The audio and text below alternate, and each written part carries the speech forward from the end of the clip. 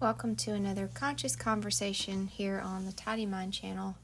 Thank you for joining these talks, and I hope that you are becoming more and more conscious each and every day and becoming stronger in your ability to hear that voice in your head that identifies itself as you,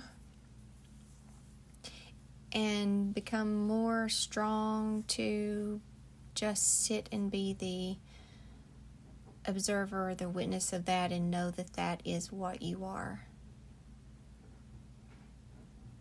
It is what you are, not who you are. We hear, this is who I am. This is just who I am. And a lot of times when you hear people say that type of phrase, their ego is speaking through them, and they're strongly identified with an action, a behavior, a way that they are seen by the world. That's a who. That's who is just a big ball of how I look to the world, how I feel, how I seem, how I behave, the things I say, the things I believe, the things I do. That's what makes a who.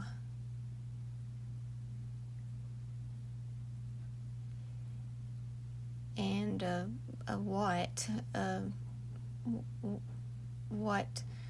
life is, what consciousness is, what God is it's a what, not a who. It's not made up of a personal me that does certain things. It's just it's a what. An energy that is happening. When I can't remember if it was Eckhart that said it or if I was listening to someone else, and they were talking about that energy, the what, the that, the Tao, the thing that can't be named, the unnameable. And they were saying that it's not doing, it's happening. Life is happening. The energy that is life, that pure creative energy, is happening. It's unfolding. And it may have a set out map of how it's going to unfold, a destined plan that's, contained within it, and it unfolds in that way. But it is just happening. And then there's other elements that may disturb that natural unfolding that life had imprinted it with. That it's DNA, or it's I'm thinking of a flower, if that helps you. Like it's going to be pink, and the petals are going to be shaped like this. That's already encoded in its unfolding plan that was in the seed that it came from. This is what it's going to be. Now, you can have outer circumstances that alter that or change that, but it doesn't matter.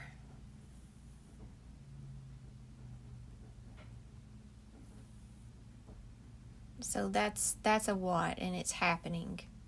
Life is happening. What you are is happening. What you are is unfolding.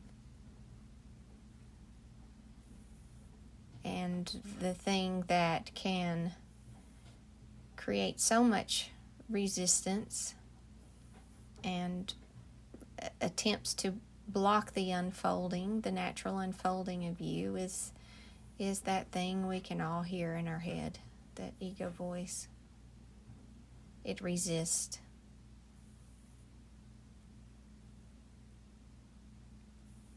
It's like if a hydrangea plant, the depending on the pH balance of the soil that it's planted in, the blooms can be light blue or purple or whatever. They can change. The variation of the color can change based off the pH.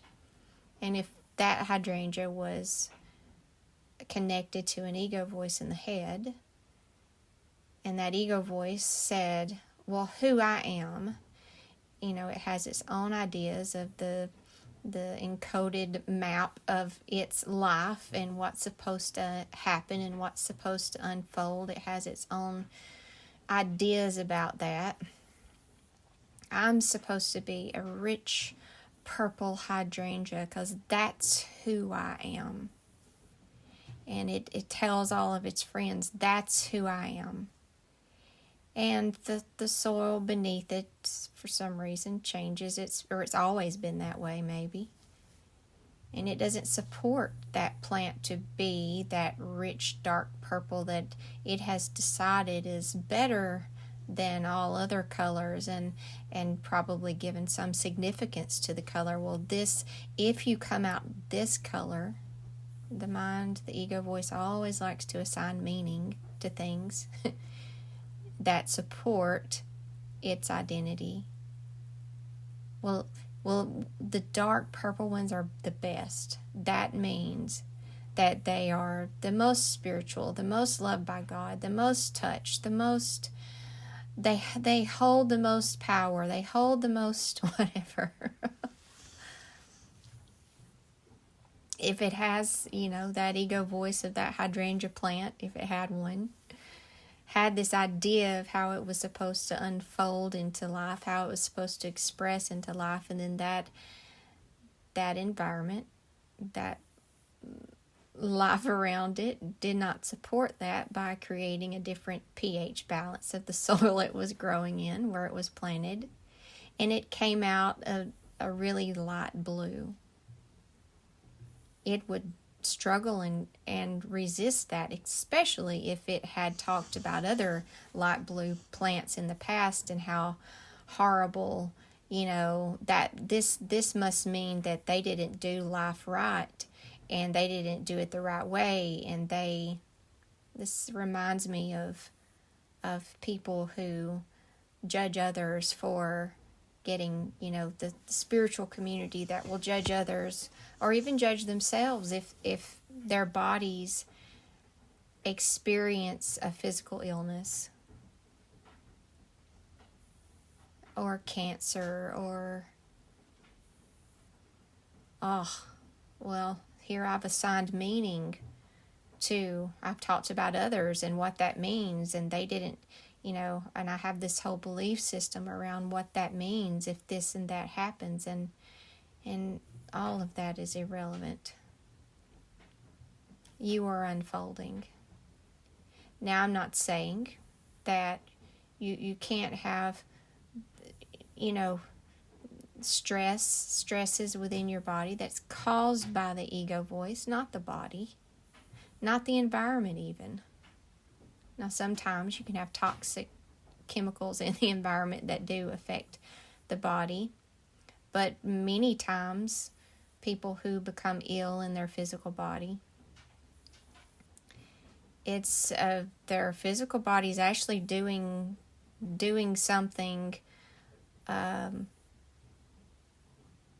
very natural and shutting down the body because the mind has taken it over in such a way, creating so much stress and so much pain that it uses its safety mechanism of self-destruction. Oh, this is not working. There's stress here. So the body's going to dissolve to be relieved from that stress. So the body's just being the body. It's being influenced by the mind, the voice in the head, stressed out, disturbed, The emotions are stirred up all the time. Sometimes that's the cause. That's not the only cause, though. Sometimes there are external factors that cause that. You could maybe have mastered your ego voice in your head, and you experience life from a place of presence and consciousness and just observing. You can still hear the voice in your head, but you don't identify with its stories and the who it is, and you're not attached to any of the stories or the pain that's associated with it. You don't care about any of that, because you know you're not a who, you're a what. You're the same energy that life is, the life that unfolds things, the life that is always unfolding.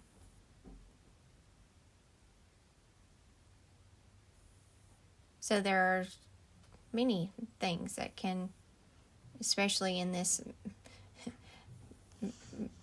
mind-contaminated world we live in, if no one ever created anything out of their ego mind, the world would be a pure form, wouldn't contain toxic materials, and it would be natural, and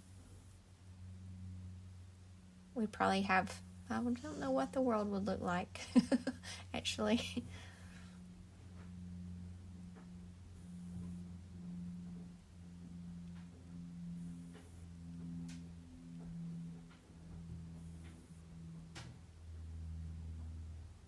Many great things are created out in the world from consciousness. And there are many not so great things created out into the world that pollute the world. So your body is walking around in that reality, that dimension, that reality that does impact it.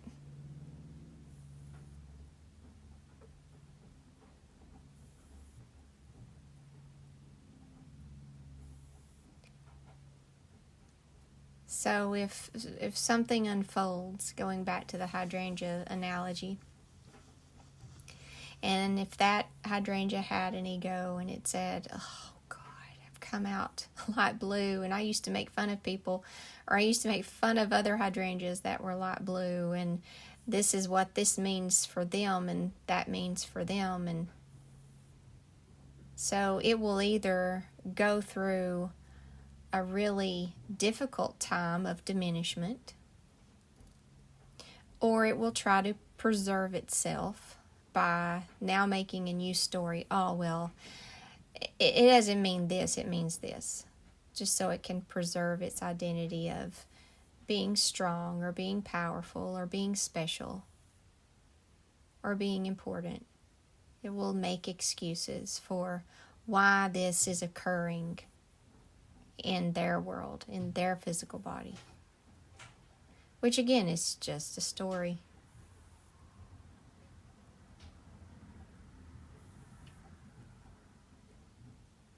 It's just happening.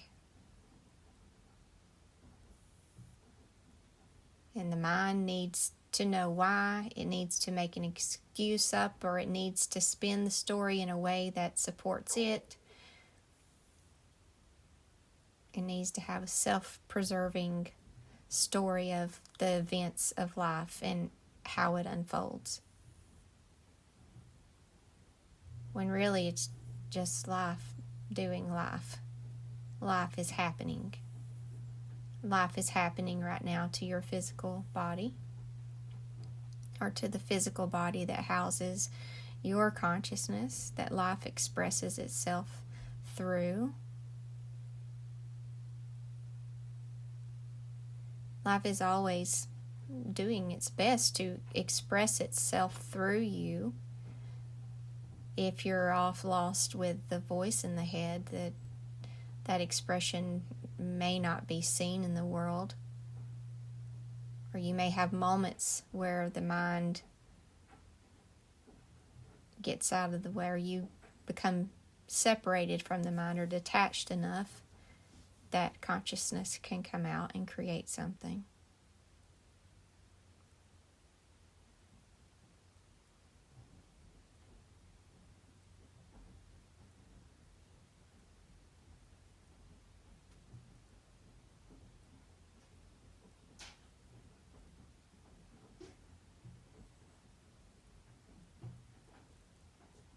Talking about the who's and the what's, it made me think of the Dr. Seuss book. Horton hears a who. And we could really say that we also hear a who constantly. It's not a speck on a flower or a clover, but it's a speck, a whole world that floats around, creating content and noises and sounds and words and dialogue and excuses and meanings, and a whole world of that floats around a speck of the who's. And it sucks us in, and really we're not even, that's an imaginary world. We're really if you know the book or the movie, we're really the elephant that's just walking through a jungle, hearing this. And we can either, once we realize that, we can either have a choice of, just hear it, be entertained by it. There that thing is, being a who, wanting me to be a who, wants me to be a who really bad.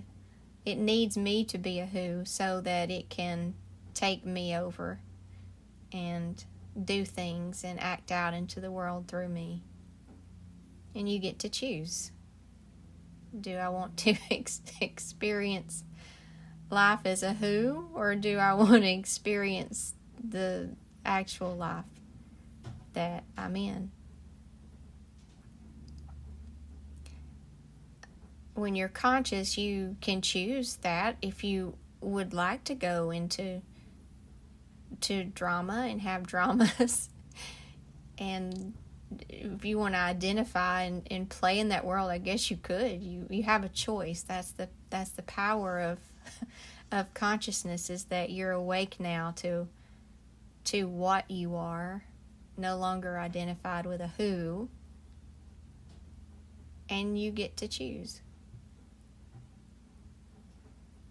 Choose your experience, which is, it's just what consciousness is doing. It is what you are doing, what you are is doing. It's why there's a body, there's many bodies, and the same you that's the same you that's experiencing it in the body that you're in is experiencing it in my body also, and in your neighbor's body, and your friend's body, and your husband's body. And there's so many perspectives that this you, this what, is looking through so many eyes just to have an experience of this world, or an experience of the imaginary world on the speck on the clover that talks constantly inside your head. It doesn't matter. It's still an experience. There's no right or wrong to it. It's an experience. How does it feel to suffer this? How does it feel to be challenged by this? How does it feel to know that you're not any of that and to have an awareness? How does it feel to experience peace and choice? How does it feel to experience consciousness? How does it feel to walk around as a conscious being in this world while you can also hear the world of the who's? It's an experience.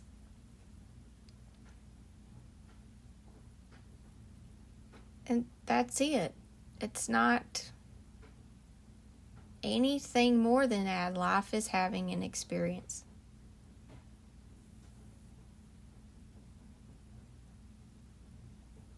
Sometimes it's the waves and the ripples, and sometimes it's the depth of the ocean, but it's all the same thing. It's just a different experience in different surfaces and different levels and different dimensions and different perspectives in different places. If you're down on the bottom of the ocean, what you're seeing and experiencing is going to be really different to what you're seeing and experiencing as a massive wave crashing into a beach, but you're still the same thing.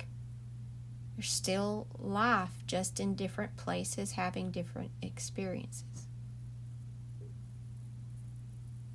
I've been I do my best to watch content that fuels my ability to stay conscious. And one thing I've found myself watching a lot of is this channel on YouTube called The Other Side. I think it's called The Other Side. I'm not sure, but it's people telling their near-death experience stories. And in some of the stories, you feel consciousness strongly, as in it's not something really to put words around, but you're like, yeah. It's a knowingness. It kind of triggers a knowingness. It fuels that conscious knowing. And then there are some that you listen to, and it's not as, even their other side experience has levels of depth perception to it, and you can feel that.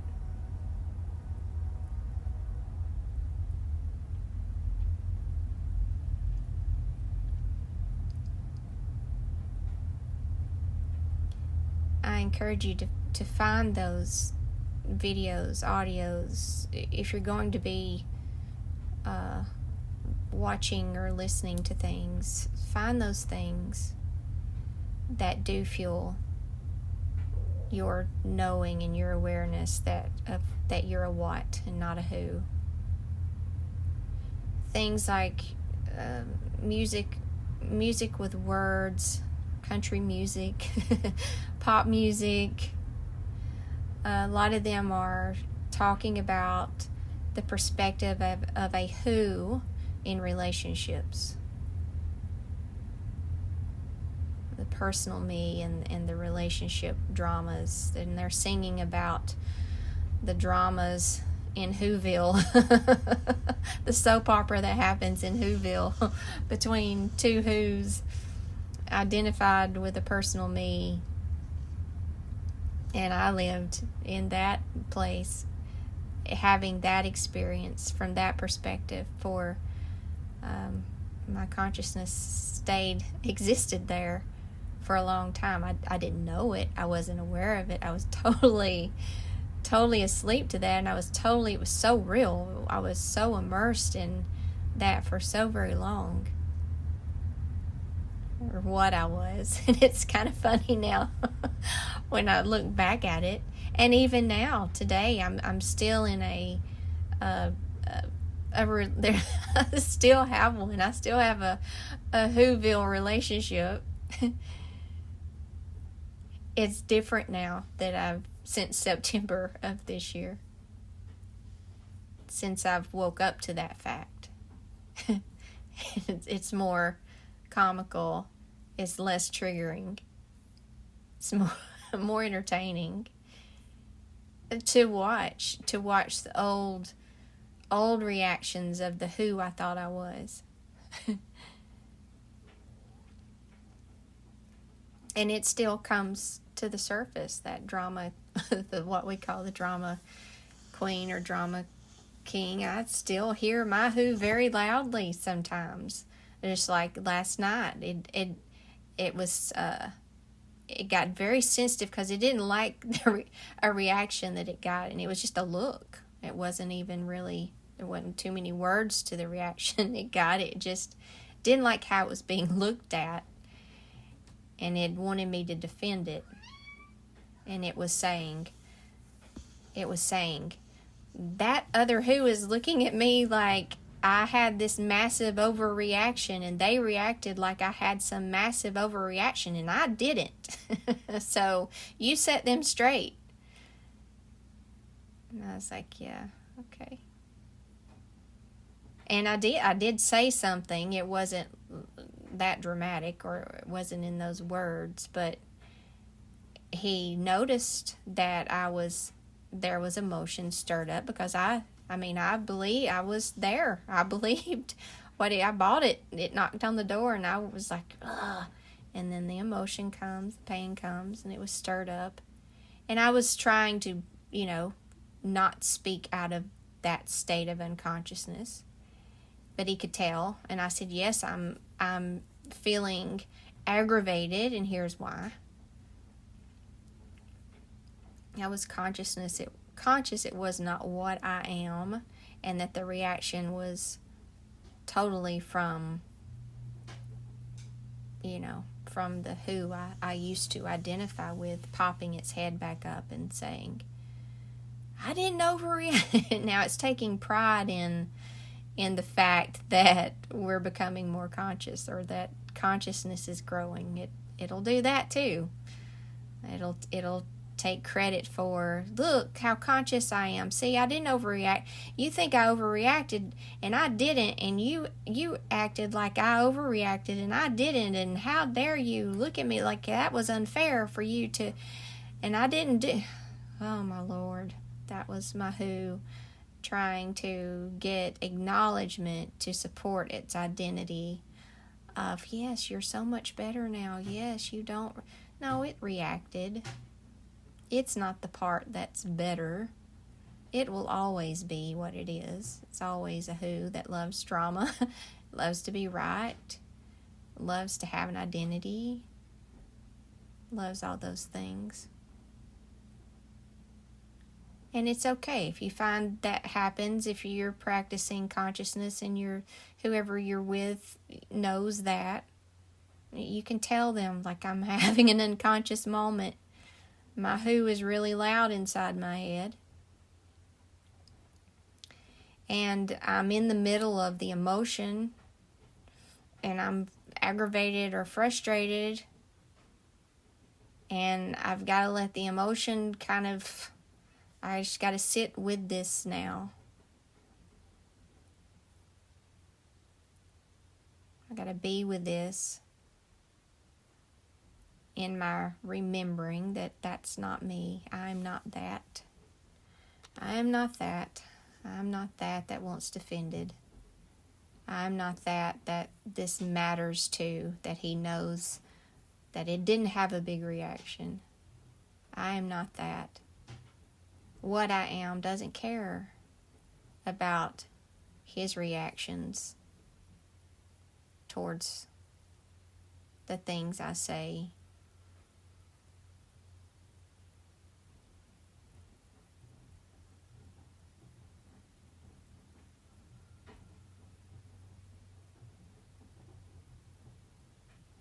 That's not to say that you go off and say harmful or hurtful things. If you are being in your consciousness, you're not going to do that anyway.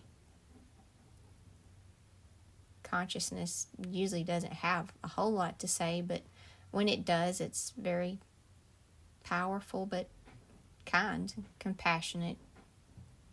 It's when we're taken over by the ego nature that we say those cruel or unkind things.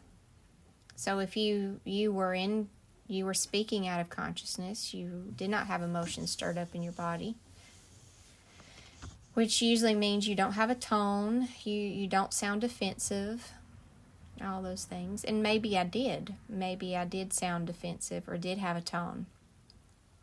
And maybe I was unconscious to the fact that my ego was already responding to something he said through me, which then triggered his and then triggered mine, and then back and forth. Now we're in the Whoville soap opera.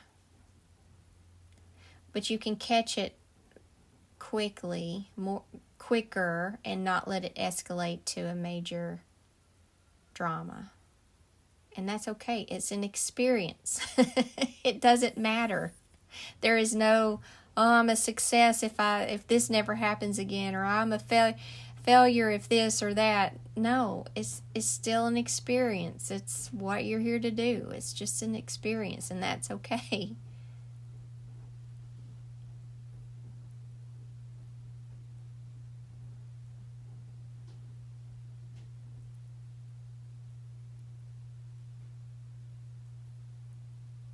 Consciousness is definitely less painful of an experience, a more peaceful experience, which is why I'm choosing the experience. I'm choosing to grow in the power that helps me have that type of experience more and more. But neither is wrong.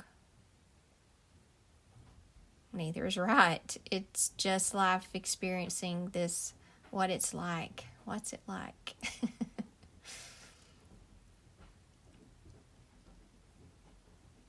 Until you're done collecting information, or you're done collecting data from that experience. Oh, okay. Well, what's this like? Oh, okay. What's it like to have a purple bloom on a flower? Oh, well, what would it be like if we planted this type of grass? If we created this type of grass, or what would it look like if there was this type of tree? Or what would happen if it's just creation? Creating of a world, creating of beings to walk around in that world, and the thing that created it experiencing itself through all those things.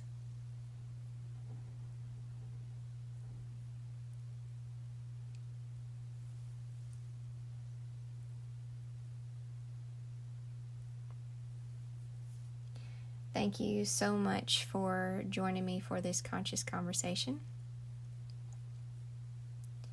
And remember to be more often. Find yourself in being more often, if you so choose. And care less. Be more and care less. Care less what the who in your head is saying. Care less what the who in other people's heads are saying through them.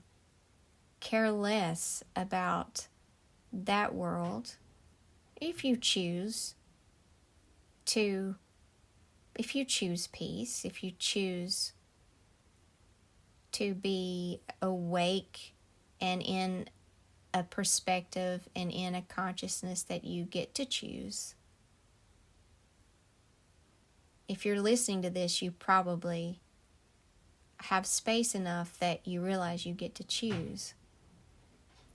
People who don't have space enough to realize they get to choose, probably their minds, the who's in their heads, are not going to be drawn or attracted to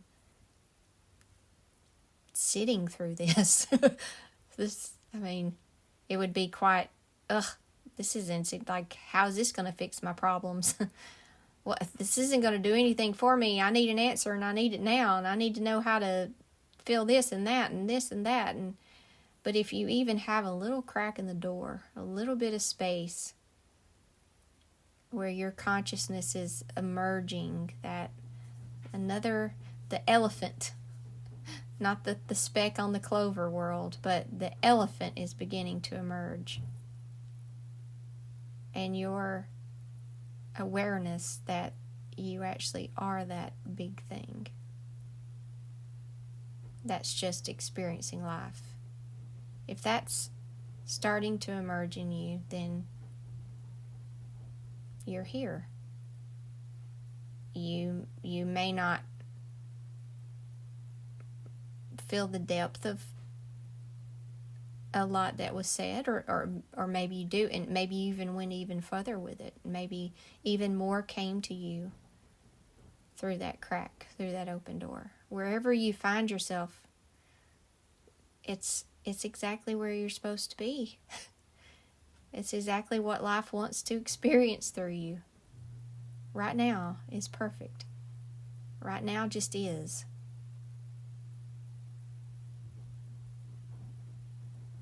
Thank you for listening, and I'll see you on another one.